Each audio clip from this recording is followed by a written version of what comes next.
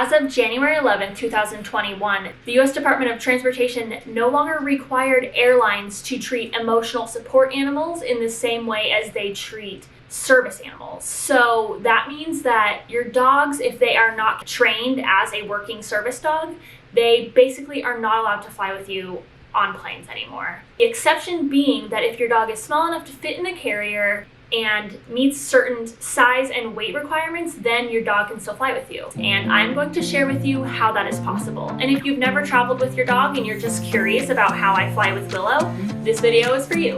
Alright, so how am I able to travel with my dog when emotional support animals are banned by the majority of US airlines and she is not a service dog? Well, let's get right into it. Most airlines do allow you to bring dogs and cats in a pet carrier for a fee. For example, we flew Southwest and I paid $95 each way to bring Willow with me on the plane. She had to stay in a carrier the entire time, and this carrier had to fit under the seat in front of me or under the seat for the most part. As you can see in these videos, the carrier does not fit fully under the seat without sticking out at all, but it is able to be wedged in there, and then about a third of the carrier, I would say, sticks out. Alright, so for reference, I flew Southwest and I'm going to let you know some of their requirements for bringing your pet. You have to have a pet reservation, which after you book your ticket, you're going to want to call the airline and let them know that you are adding a pet to your reservation. They only allow 6 pets on a flight at a time, and so you want to make sure you get that spot. So you just call their normal 1-800 number, someone will answer, and you tell them that you want to add a pet to your reservation, give them your reservation number, and it's as easy as that.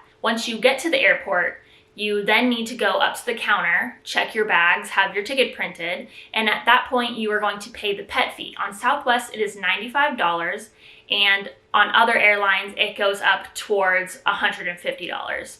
I can check Delta for us as well, see how much that one is. On Delta, the pet fare is $125 each way. That is really pricey, but if you want to bring your dog, that's what you gotta do.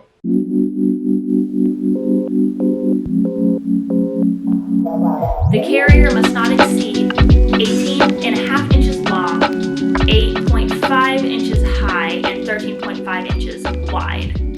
When you are looking on Amazon or wherever you are for pet carriers, make sure that they meet the FAA regulations and that they are no larger than those dimensions. So I got this question a lot after I posted about it on social media, but Willow is 27 pounds and she is about 21 inches from tail to shoulders. And when she's in the carrier, she actually has to curl up like a croissant in order for me to be able to zip it closed. Not all dogs want to be stuck in that position, and actually most airlines require your dog to be around 15 to 20 pounds. I think people who have dogs under 30 pounds can get away with it as long as the airline is not questioning you. So just keep that in mind. It could get kind of sketchy if you're trying to bring a Corgi, for example. My Corgi does look pretty large in her carrier, but as long as you keep your dog zipped up in the carrier, you should be fine. So your dog meets the size requirements and is well behaved enough to come on a flight with you. What do you do next? After adding your dog to your reservation, you're going to need a carrier. I have 2 carriers that I personally love. One I got on Amazon and one is from Roverland, which I will link both of them below. Both of them meet the size requirements. The Roverland carrier is more expensive. It's better quality, I would say. It's more sturdy. So if you're going to be carrying your dog yourself through the airport in the carrier, I would recommend Roverland. The other one is from Amazon. It's just some random brand that I found, and I really liked it because you can zip open each side. And I was super nervous about Willow fitting into the carrier and being uncomfortable for our flight. So I went ahead and went with that carrier. It's not the most sturdy option. It's a little larger than the Roverland carrier, but it gave me peace of mind to know that once I had her under the seat, I could open the front part so she could lay out a little bit longer. So the first carrier you see here is the Roverland carrier. It's a little more stylish. It comes in like army patterns and different colored handles. And as you can see, Willow looks really big in it. Well, what you have to do here with this carrier is she's going to have to curl up in it, and I can show you if I go grab a treat how that works. Right, so I zipped open the front here, and so what I have to do here is get her to, and that is what the position is going to need to be for her to fit into this carrier. It doesn't look super bad. There she goes. And then you just zip it up. The second carrier, which is the one that I took while traveling, this is the tag that they give you when you check in and pay. All all of these sides actually open up. So obviously on the plane, you can't have everything opened up like this, but it's nice if your dog has to stay in it while in the airport and you have a long wait. You can open up all of the sides. It's like a playpen for your dog. But what I did was on the flight, obviously this part was tucked in under the seat, but then I was able to open this part up here and Willow was able to lay out in it. And that's why I chose this carrier. So once you got your carrier, you're gonna want to get your dog used to laying in the carrier and not make it a horrible experience for them. What I did with Willow is using her larger carrier, I opened up all the sides and I gave her a large chewy treat in it, like a trachea. What are you doing? There's no treats up there. Like a bully stick or like a beef trachea or whatever, and she just chewed on it. We did that a couple of times, maybe once or twice a week, and by the time we were ready to fly, she was fine and she had good experiences in her crate. So once your dog's used to your crate and they're on your reservation, you are all ready to go. The only thing I recommend is once you get to the airport, I would just get there really early. We left like 3 hours early just so that I didn't have any stress or anxiety about getting Willow through the airport.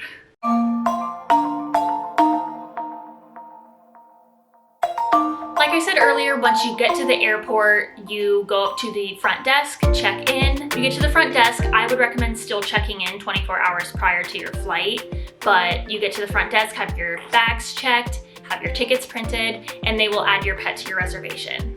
The first time I flew with Willow as a pet, I honestly was looking around online, and on Southwest's website, under their pet policy page, it just says to check your pet at the front desk and pay the pet fare there. It doesn't say anything about calling early to add your pets to the reservation. So that's another reason I got there really early, is to make sure that Willow was able to fly with me. But after learning everything that I've learned over this process, I would recommend just adding your pet to the reservation the day that you book your tickets, or at least a week or two in advance. It will just make everything so much easier. When I got up to the desk, I was like, I have a pet.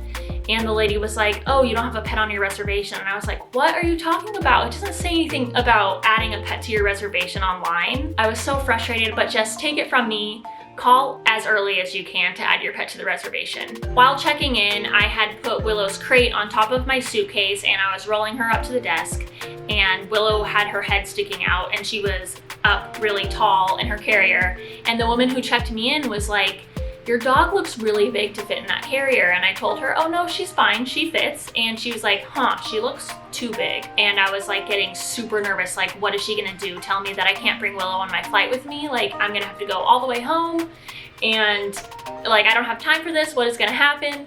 And she's like, has she flown with us before in a carrier? And I said yes, and she's like, okay.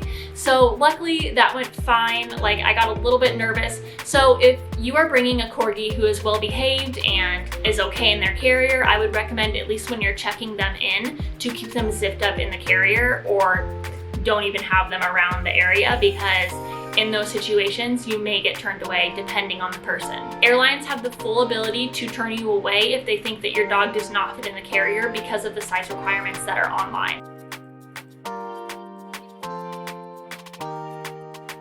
So you've got your dog, they're on your reservation, you're all checked in, and now you're heading to security. Security is always stressful. It's always the most stressful experience for me. There's a huge line and you're trying to go quickly and you have to take off your shoes and your belt and put everything in the bin and blah, blah, blah.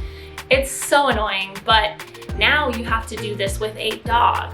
So when you're bringing a dog as a pet and going through security, the process is pretty similar to what you do without a pet. You're gonna put the carrier in a bin and put the bin through the security scanner thing that your suitcase and all of your shoes and personal belongings go through. You're going to take your dog's collar and leash off as well and put that through the detector.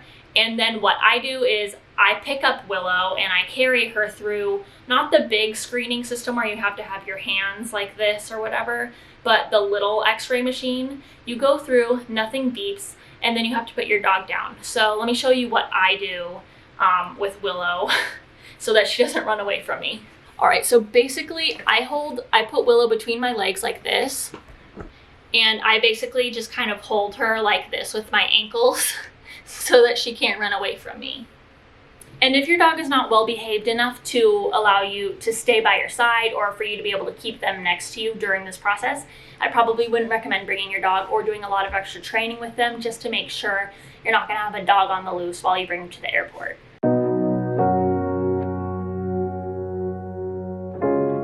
So while you're on your way with your dog to the gate, be on the lookout for signs that say pet relief area. They should have them in every gate or terminal after you go through security. Sometimes they're a little bit out of the way, but you want to make sure that your dog has a chance to go potty before you get on the flight. Some of the pet relief areas are super small and gross and smelly. I went in one in Salt Lake City and it was like a huge room. So it just depends, but every airport should have one, and I would recommend going to that right after you go through security. After Willow got her chance to go potty, we actually went to a little restaurant inside of the airport and I got some food and I let Willow out of her carrier. She was able to lay at my feet and the people who worked at the restaurant didn't mind, so that was a nice little break for Willow. I did notice while I was flying, I saw a lot of other people bringing pets and I saw a lot of other people just carrying the carrier and letting their pet walk through the airport. This is fine as long as nobody in the airport tells you otherwise. This is what I did with Willow on our flight back home when we were in the Salt Lake City airport. But please be responsible. If your dog is not well behaved, if your dog is aggressive or reactive, keep them in the carrier or don't bring them at all. There have been just so many complaints, and I've been seeing them while posting on social media about how our pets are very distracting to service animals, and we do not want our pets to get in the way of people with actual disabilities that need their dogs there with them. I was so unaware of how horribly some dogs act in the airport because Willow is just such a great dog, and I actually haven't come across like horrible pets that are being aggressive or reactive, but I guess it happens a lot, so just please don't contribute to that problem because that would not be cool. On to the next section.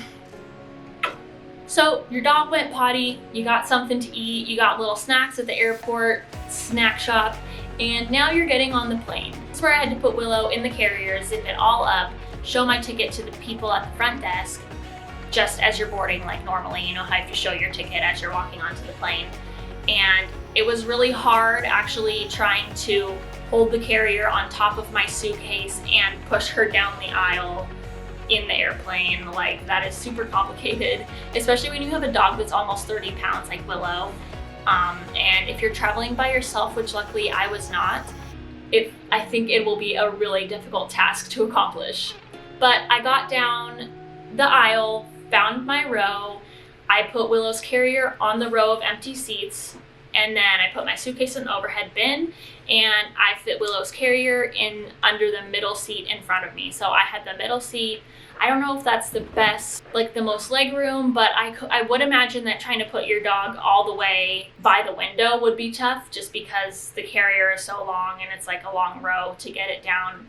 And then being in the aisle, I feel like it might interfere with people walking up and down. So the middle seat is what I went with on the way there and back. So I would recommend trying the middle seat when you are flying with your dog. As far as I could tell, Willow did not cry or whine or bark while on the flight. The planes are also very loud though, so she might have whined a bit. She did not bark, which always surprises me. She's actually a really good dog on flights. I let her stick her head out of the crate a little bit, just because the flight attendant was allowing it. But then Willow started trying to get out of the crate because she always wants to sit on my lap, and so I had to close it at that point.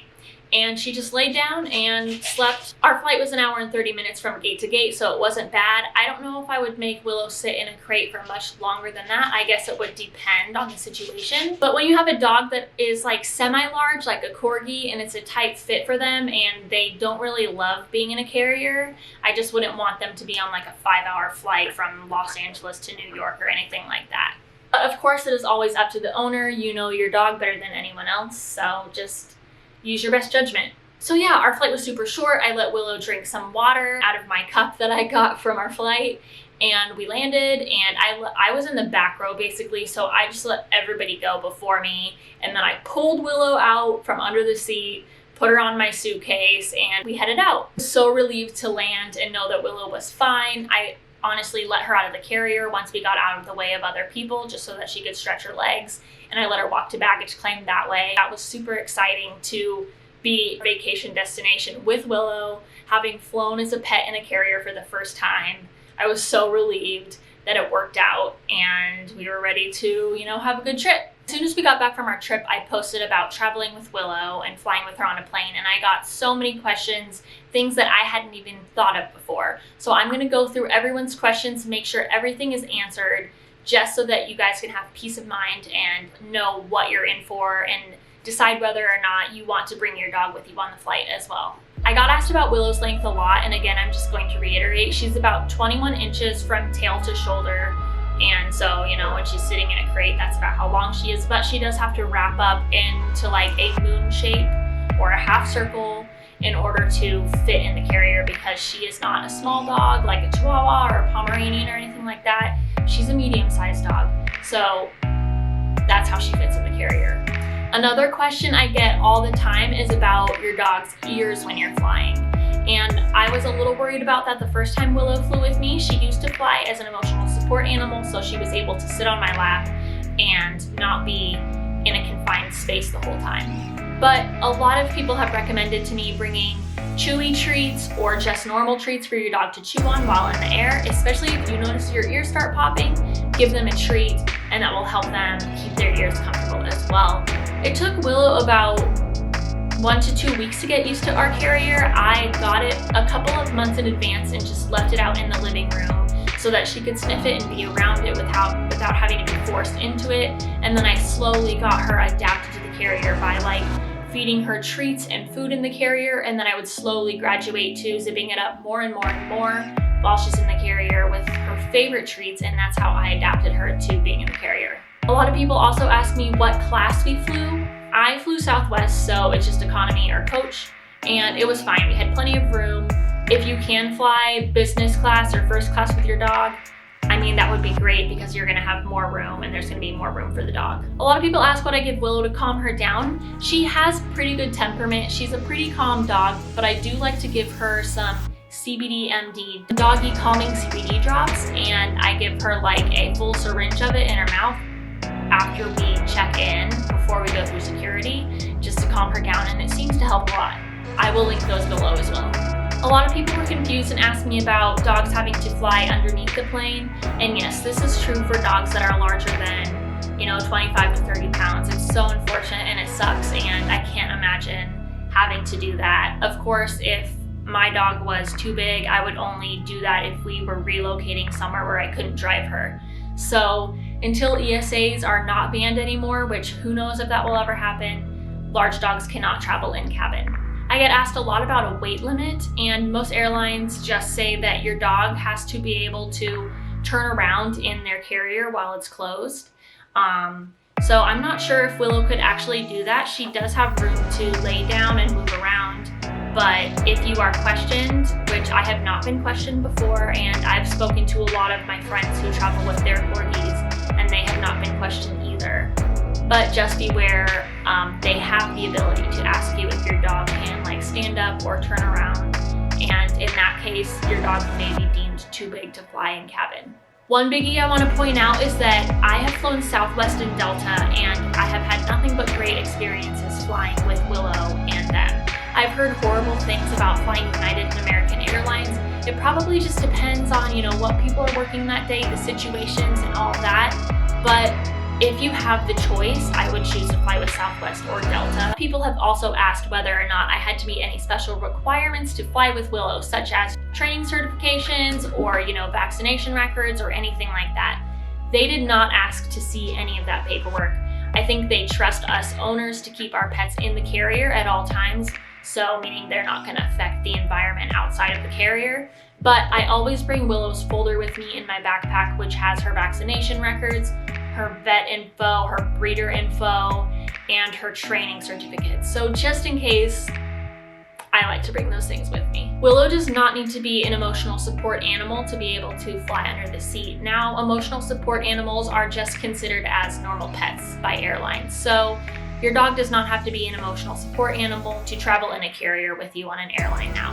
A lot of people ask me about keeping Willow's behavior in check in the airport, and again, she is just well behaved and well trained, and I have methods in order to keep her attentive to me and not barking at other dogs. Obviously, if your dog is reactive, don't bring them or keep them in the carrier the entire time. You just need to know your dog. I was kind of worried that Willow might bark in a certain situation.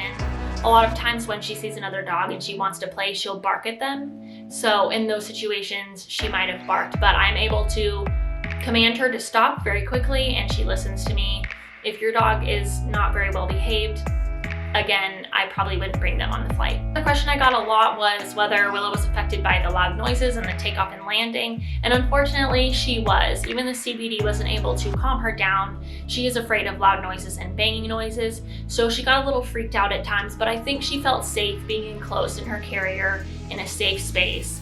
And whenever she started freaking out, you know, I did try to comfort her, which I've heard is actually bad for your dogs. You shouldn't comfort them when they're freaking out because it teaches them that it's okay to do. So, you know, dogs are very resilient. If your dog is super fearful and anxious, I wouldn't bring them. But if your dog is just, you know, a normal dog, used to loud noises all the time and maybe gets freaked out every once in a while, they should be fine. Some people have been worried about whether their dog is going to have to go potty while in the carrier, and while there have probably been situations where dogs have gotten upset or anxious tummies and had accidents in the carrier, most dogs are used to holding it. So they should be fine as long as they go to the bathroom before the flight. If we have an early morning flight, I won't feed Willow breakfast before we leave. Their water intake before the flight, just so that they don't have to hold it for a super long time. If you are really worried about your dog's reaction to flying, or they are particularly an anxious dog, or, you know, are gonna have to be on a long flight, I would speak to your veterinarian. They probably have some medications that you can try out. I would just test them before getting on the flight so that you don't have a bad reaction the first time you try it while on the flight. But definitely speak to your vet and they could probably provide some good options for you if you need to bring your dog in a carrier. A lot of people have also asked me about flying internationally with a dog. I have never done it before and I haven't actually looked into it. I don't think Willow would be equipped to stay on a plane for that long. The longest flight I've done with her was 3 hours. So I'm not the one to ask about it. I'm not sure, but I'm sure there's information out there in which you can learn about it. If you have any more questions that I didn't cover specifically, please let me know in the comments below and I will answer them and I will pin them and I will make sure you guys know all the information that I have within my head. So just let me know how I can help. I want to be able to help everybody be able to travel with their dogs. This ESA ban sucks, but you also have to make sure that your dog is well behaved and not going to be distracting or annoying to anybody. And you know, it's tough. It's a tough world out there, but if you have a great dog and you need them to travel with you, then this is how you do it. Thank you guys for watching. I'm so grateful for everybody who watched this video all the way to the end. You guys are the best. Thank you so much. Goodbye. We go to New Jersey. Your eyes sing, I'll be worried.